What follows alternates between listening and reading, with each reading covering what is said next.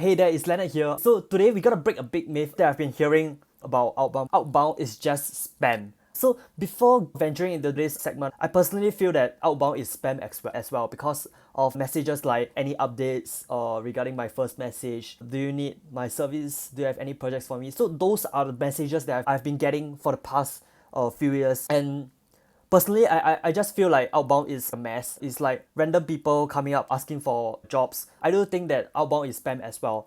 But that was before I knew a couple of really good outbound marketers, and they showed me the copy that they wrote for their ICP, and that was the moment that I changed my perspective about outbound marketing. The reason why outbound have been seemed like a spam to me is because those people reaching out to me are not good at outbound. I realized that outbound is only a spam if you behave like one. Because outbound, if done right, it's about providing value. Most businesses have certain problems and certain challenges that they are facing, but they are not actively looking for a solution, or at least the solution is not presented in front of them. That's why they chose to just leave the problem or challenges aside and just focus on the daily operations. Outbound really provides value in a way that it helps to surface the problem and the challenges that they are facing and giving them the solution. Surfacing is one thing and providing solution is another, and that is the most important part of outbound. Because if you were to surface a problem without a solution, it just make people more miserable without solving their problems. The second part, which is providing a solution, is something that must be in your sales pitch in order to take their business to the next level of growth that they want. So outbound, if done right, is about providing value by surfacing the problem that people either don't know or don't have the expertise to solve. Also, outbound is all about how you approach your prospects, which customer value journey they are.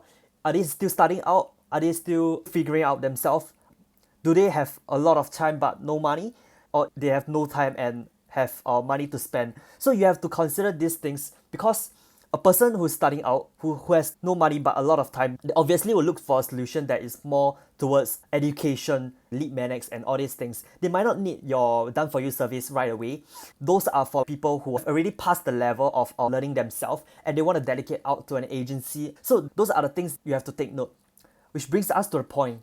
How do you not seem like a spam? There's 3 ways. First, ensure your targeting is on point. What I mean is, you really need to look into the people you are reaching out, whether it's based on their company size, whether it's based on their industry, whether it's based on their job titles. You really need to be specific on this and also know the intent of them. Are they searching on the web about the things that they are facing? Are they looking up on influencers or thought leaders in their niche? Are they already paying for another agency for the service that you're providing? So that's one, making sure that your targeting is on point. The second way to not seem like a spam is having the right offer, by focusing on just one offer. So a lot of people, they bundle a lot of services together and they think that this way the ICP can just choose whatever services they want. But that's not true, because when you bundle up everything together, they'll get confused and they might not find what they want. And when they can't find what they want, your message is invaluable to them. So after you get the ICP right, it's important to get the right offer so that you get replies and not seem like a spam. So the last way is have the heart to help and sell. So there's 2 types of people. So one type is those who want to just sell. The main point when they come into the room is just to sell. Whenever they see a prospect, their eyes just open really big and they just go to their prospect and start pitching whatever offer that they have and trying to trick them into something that won't really help them as much compared to another person who has hard to sell. Another type of people that I've seen is those who want to just help but feel shy to sell. So you have to know that selling is a way of providing value. Imagine if you go into a company and you just tell them that you can get them 100 meetings per month and they don't have to pay you anything. Imagine the attention that they will give you. I will for sure you that it's gonna be very, very low, because you are cheap labor to them. And to them, you're not important at all, because they value a person based on how much they pay. There's one sentence that I've been hearing since the start of my journey is, those who pay pays attention. So if you decide not to charge them at all and just help them, yeah, sure, you can build a case study from there, but you won't get anything out of it. Another thing when it comes to just helping and not selling is you're actually doing a disservice to your close ones. Here's what I mean. If you were to spend 30 hours per week on this project, what does it mean? You're taking out 30 hours of your time from your close ones, and you're actually doing a disservice to them because they have less time with you, but you're also not making the money you want. And then this will just make you hustle more but without getting paid. So this will put you in the downward spiral and things won't get better. That's the two type of people that I've seen so far. But by far, the type of person that I respect is those who sell and has the heart to help. Because those people understand how important it is to help their prospects take whatever they want to the next level and providing a bridge between their prospects' problems and their solution. So that's the three ways that you should go about doing outbound to avoid being seen like a spam in the marketplace. To add on to this, I just want to give you an example. A few weeks back when I reached out to a person I met in a networking event. So prior to meeting him, he didn't have much engagement but I know that I know the problem that he was facing and the things that he have been doing for his company and exactly know which stage he was at and how I can help him.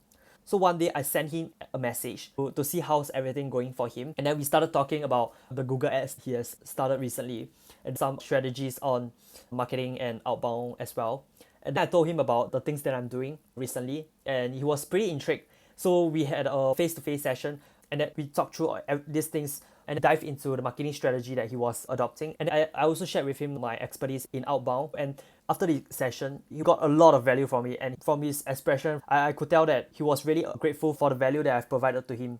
So what I'm trying to say here is, what if imagine I didn't send that outreach message to him? He might not get the value. He might not know the strategies that I have in mind. He might not know the downsides of running certain campaigns. He might not know the problems that he's facing right now. He might not know that he's actually lacking awareness in some areas. From that session, it just made me feel really good because I'm able to help people by reaching out to them and delivering the value that I have. That's the cool thing about outbound. If outbound is done right, it's all about providing value and making a person better. That's all for today's session. If you enjoy the value, click on the subscribe button below.